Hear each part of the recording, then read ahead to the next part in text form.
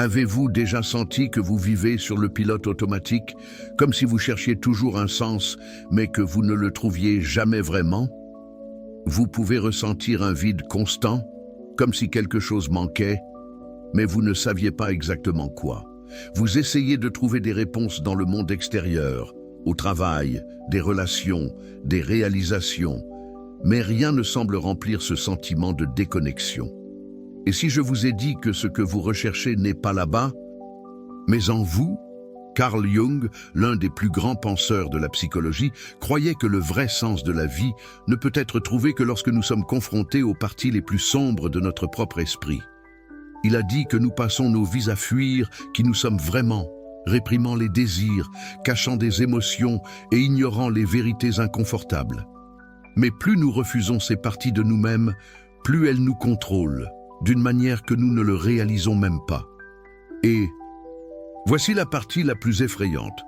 Nous devenons souvent exactement ce que nous détestons le plus. Donc, si vous sentez que vous êtes perdu, sans direction, peut-être que le problème n'est pas le monde, mais les ombres en vous que vous n'avez pas eu le courage de faire face. Et la question est, êtes-vous prêt à faire face à cette vérité? Carl Jung n'était pas seulement un brillant théoricien. Il a lui-même subi une profonde crise qui lui a fait remettre en question tout ce qu'il savait sur la vie et son esprit lui-même. Environ 30 ans, Jung a commencé à avoir des vues étranges et à entendre des voix. Il se demandait s'il devenait fou. Serait-ce un effondrement mental, une psychose, ou quelque chose en lui avait-il essayé de communiquer? Au lieu de fuir ou de faire des médicaments pour faire taire ses symptômes, Jung a décidé de plonger dans cet abîme. Il croyait que ces manifestations n'étaient pas des signes de folie, mais une passerelle vers une connaissance plus profonde de son esprit. C'est à cette époque qu'il a formulé certains des concepts les plus révolutionnaires de la psychologie. L'inconscient personnel, l'inconscient collectif et, surtout, l'ombre. L'ombre, selon Jung, est tout ce que nous réprimons et nous refusons. Ce sont nos peurs, nos insécurités, nos désirs interdits, les parties que nous évitons à regarder. Il a réalisé que même si nous ne confrontons pas notre ombre, elle nous domine de manière subtile. Pensez aux fois où vous avez critiqué quelqu'un pour un comportement qui, au fond, vous aviez déjà ou devriez avoir, ou quand vous avez ressenti une haine irrationnelle pour quelque chose sans comprendre exactement pourquoi. Cela ne se produit pas par hasard. C'est l'ombre se manifestant. Jung s'est rendu compte que le voyage le plus difficile qu'un être humain puisse faire n'est pas dans le monde extérieur, mais en lui-même. Et ce voyage de connaissance de soi a un nom, l'individuation.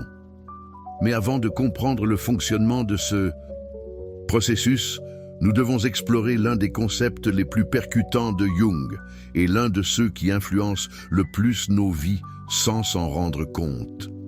L'ombre psychologique. Avez-vous déjà détesté quelqu'un sans raison apparente? Ou avez-vous ressenti un inconfort inexplicable avec certains comportements? Peut-être qu'il méprisait quelqu'un pour avoir été arrogant, contrôlant ou agressif.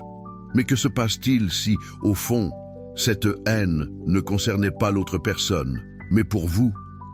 Carl Jung a dit que l'ombre est tout ce que nous réprimons en nous-mêmes. Ce sont les traits que nous pensons négatifs, comme l'envie, la colère, l'égoïsme, mais ils continuent d'exister en nous, cachés dans l'inconscient. Et lorsque nous refusons ces parties de notre personnalité, elles ne disparaissent pas. Au contraire, ils trouvent des moyens de se manifester. Et la forme la plus courante d'expression de l'ombre est par la projection psychologique. Imaginez quelqu'un qui est toujours ennuyé par les gens arrogants. Cette personne juge et condamne ceux qui sont supérieurs. Mais cette colère vient-elle de l'autre?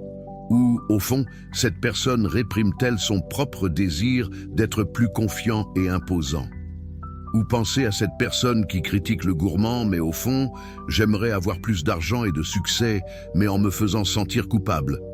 Jung a dit que plus nous refusons notre ombre, plus elle nous contrôle sans s'en rendre compte.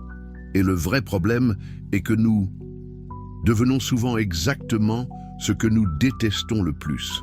Le jeune homme qui détestait les parents autoritaires et a juré de ne jamais être les mêmes qu'eux, mais il attrape les mêmes normes. La personne qui a toujours méprisé les manipulateurs, mais apprend à utiliser de petits mensonges pour obtenir ce qu'ils veulent. L'individu qui a jugé les autres pour avoir cherché la validation, mais se rend compte que sa vie tourne également autour de l'approbation des autres. En effet, lorsque nous ne reconnaissons pas notre ombre, il infiltre nos comportements sans s'en rendre compte. Jung croyait que la seule façon de surmonter ce cycle est de faire face à l'ombre avant. Mais comment faire cela? Comment intégrer cette partie cachée sans en être consommée? La réponse réside dans le processus que Jung a appelé l'individuation. Un moyen de devenir qui vous êtes vraiment. Si l'ombre contient tout ce que nous refusons sur nous-mêmes, la question est: comment y faire face sans être consommé par ce que nous trouvons? Jung croyait que le but de la vie n'était pas d'être parfait, mais d'être entier. Cela signifie accepter à la fois nos qualités et nos défauts, nos forces et nos faiblesses, sans ignorer aucune partie de qui nous sommes. Ce processus d'acceptation et d'intégration est appelé individualisation. L'individu est le voyage pour devenir qui vous êtes vraiment, pas seulement qui la société, votre famille ou votre ego veulent que vous soyez. Mais ce chemin nécessite du courage.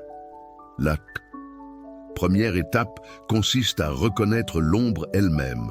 Demandez-vous quelles caractéristiques des autres me dérangent le plus.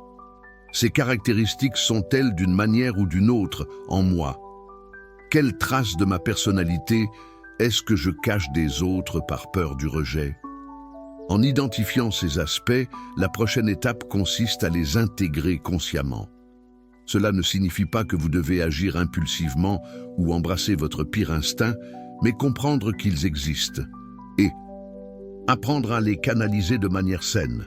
Par exemple, si vous vous sentez en colère, au lieu de le réprimer, vous pouvez le transformer en motivation pour changer quelque chose dans votre vie. Si vous vous rendez compte que vous ressentez l'envie, au lieu de nier ce sentiment, vous pouvez l'utiliser pour comprendre ce que vous voulez vraiment et travailler pour y parvenir. Si vous réalisez que la recherche d'approbation des autres, vous pouvez transformer ce besoin en un véritable désir de me connecter et de contribuer, sans vous perdre dans la vie des autres. Plus nous acceptons ces parties de nous-mêmes, moins elles nous contrôlent. L'individu n'est pas une destination, mais un processus continu. Il y aura toujours de nouvelles ombres à affronter et de nouvelles vérités à découvrir. Mais plus nous nous rapprochons de la totalité, plus nous devenons libres. Et à la fin, c'est la véritable résolution de la vie. Devenir qui vous êtes vraiment. Maintenant, une seule dernière étape pour fermer ce voyage avec une clé d'or. Jung croyait que le voyage le plus important qu'un être humain puisse faire n'est pas dans le monde extérieur, mais en lui-même. Le véritable changement se produit lorsque nous cessons d'échapper à ce que nous sommes et commençons à intégrer toutes les parties de notre personnalité, même ceux que nous évitons, auxquels nous évitons. Si vous sentez que vous êtes perdu, vous ne vous reconnaissez pas, ou que vous vivez des modèles de répétition que vous détestez, vous pourrez peut-être regarder à l'intérieur. Arrêtez et réfléchissez. Quelle partie de vous-même avez-vous évité?